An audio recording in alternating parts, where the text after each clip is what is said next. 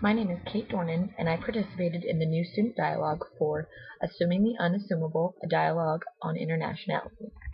If during the first half of our discussion you had asked me if our group achieved a true dialogue, I would have to say no. Initially, students were hesitant to speak up, and in some cases seemed disinterested in even being there participating. For a bit, it kind of seemed like the group leaders would have to ask us questions, only to be met with silence. One thing that I think they did really well was that they said they were very comfortable with silence and that they would sit there as long as they needed until we would all start to participate. This seemed to be effective because at first there were only a few of us who actually spoke up, but it still got people involved. There was one individual who he was brave enough to be the first person to actually say anything, and it kind of opened the door for other people in the group to actually feel comfortable and speak, kind of as an icebreaker, you could say. I know as far as for me, this personally helped me to feel a little bit braver. Like, okay, well, he spoke up, then I can speak up too. While there were a few of us that still spoke up, the rest of the group was pretty quiet until the second half of the discussion, which seemed to be where there was a bit of a turning point for the group. It was a little bit more interactive in the sense that we did activities that were collaborative. We were put in groups that required us to, for instance, one particular activity was we were each assigned a particular group of 3 or 4 students, and then we were given a country, and we had to write down our preconceived notions about that country. Just using adjectives, nouns, just a few words here and there. And at the end of that, we each shared what we thought and then had a group discussion about it. My group had Asia, which what was interesting about that is we just thought of Asia as China or Japan. We didn't think about any of the other countries involved. Mongolia, India, Russia, which all have very different, as you would say, stereotypes associated. And it really, I think, opened our eyes and some of the other people in the classes to realize that just because there's a region, there's a lot of assumptions that we make that perhaps isn't necessarily true, and that we need to maybe try to take a slightly more broad outlook and not just assume that if people say Asia, they're referring to the Chinese or the Japanese. And this was really good also for us too, because there were certain countries like Australia where none of us really knew much about it. We had a few preconceived notions that, the beach, the Australian accent, but that we actually didn't really know that much about. And it kind of seemed like another sort of icebreaker where it got people pretty involved and they felt more comfortable speaking up, sharing their opinions. There was never any disagreement. It was always very agreeable, but people had no problem eventually, chiming in like, oh, I visited this country, I went here, this is what I did. And so it made it a lot more collaborative and, again, interactive, which I'm sure is what the group leaders were going for.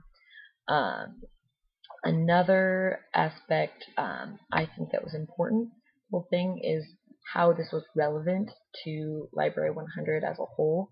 I think this provided a lot of different opportunities for new Clemson students, whether you're a transfer student, a new student, even a part-time student, which I'm not sure if they actually have to do this dialogue or do Library 100, but I think it provides students an environment for everyone of different backgrounds, any differences to get together, because while some people might have taken it with their friends, I didn't know anyone in my class, and I'm sure a lot of other people felt the same way.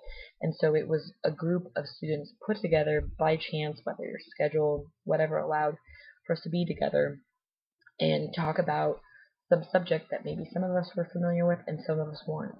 And again, it was that collaborative environment for discussion to touch on points that maybe were worrisome, sensitive to some students, maybe even some topics that students had no idea about. Put everybody together and give a chance to maybe open up people's eyes, change their opinions a little bit.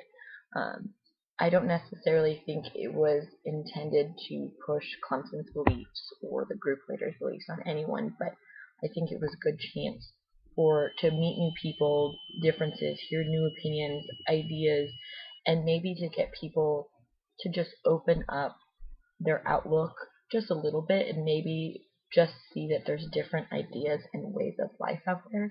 And that doesn't mean that it's wrong or bad, just that it's different in their own, which I think that's a really good theme of college is you've lived in most people, have lived with their family growing up, same people, a lot of the same values, and then they're put into this situation with many different people, and they're going to be experiencing a lot of new different things, different people, different interactions, classes, um, conflicts, all types of things, and your eyes are going to be opened up to things. And Clemson isn't necessarily here to tell you what is right for you to live your life, but maybe it had to have the tools, and that there's more than just one way, and that it's okay, and that there's other people like you. There's going to be people who are different. So I think it's a good segue for students to kind of see that this is how college is going to be. I mean, you could be paired up with a roommate that you've never known, somebody with a completely different background than you, and that doesn't mean you can't get along. I mean, you could maybe learn from one another, maybe you won't, but that's going to be a common theme in the rest of your life. And I think this was a really good opportunity for students to just get a little bit of a taste of that and see, that this is just the beginning. And it's not always going to be that way, but I just think that it was, whether people got that or didn't get it from there, but that's what I got, and I think whether they realize it or not, it's going to be a good lesson for them to kind of have as they go through their college experience. So that's what I got out of the student dialogue. Thank you.